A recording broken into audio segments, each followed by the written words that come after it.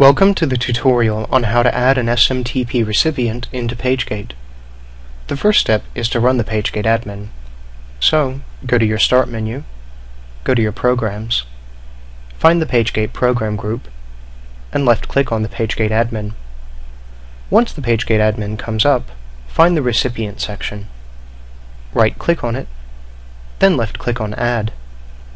You can name the recipient whatever you please. After entering the recipient's name, you'll notice that if you left-click in the recipient field, it should fill in for you. The type should pretty much always be normal, so leave it at that option. In the carrier field, left-click on the drop-down arrow and select one of your SMTP-based carriers. You should then notice the Email To field below the carrier.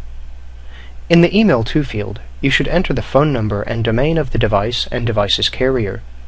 If you're not sure what to enter here, please visit our website, www.notepage.net.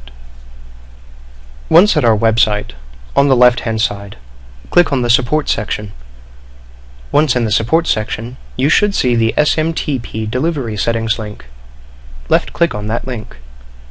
You'll then be taken to a page that lists all of the domains for all of the carriers that we currently know of.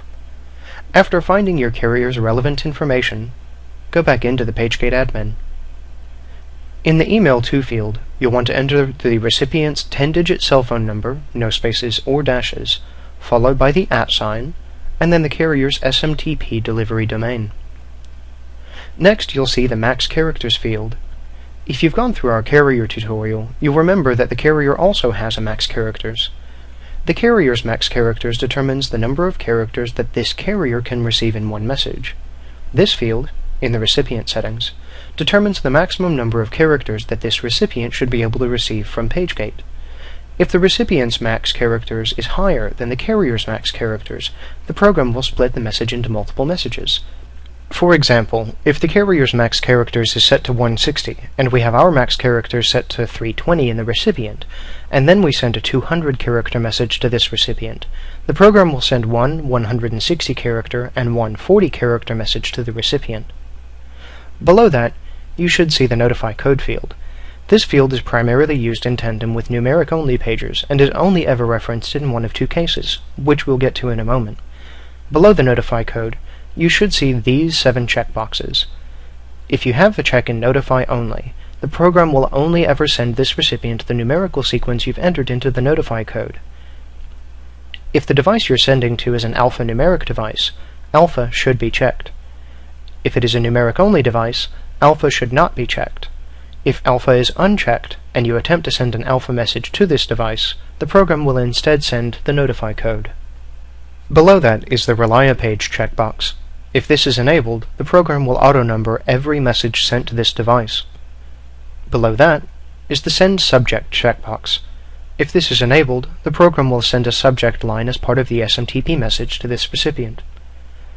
Next is the Don't Send From checkbox. If this is checked, the program will not send any sender's information to this device. Below that is the Don't Send From Domain checkbox. If this is checked, the program will not send the information you've entered into the local domain field to this device. Drop non-printable characters should always be enabled. After entering your information and selecting your preferences, left-click on Apply. When you do, you should see the recipient appear under the recipients list. This concludes the tutorial on how to add an SMTP recipient into PageGate. For more tutorials, including how to configure other recipients, please visit our website, www.notepage.net.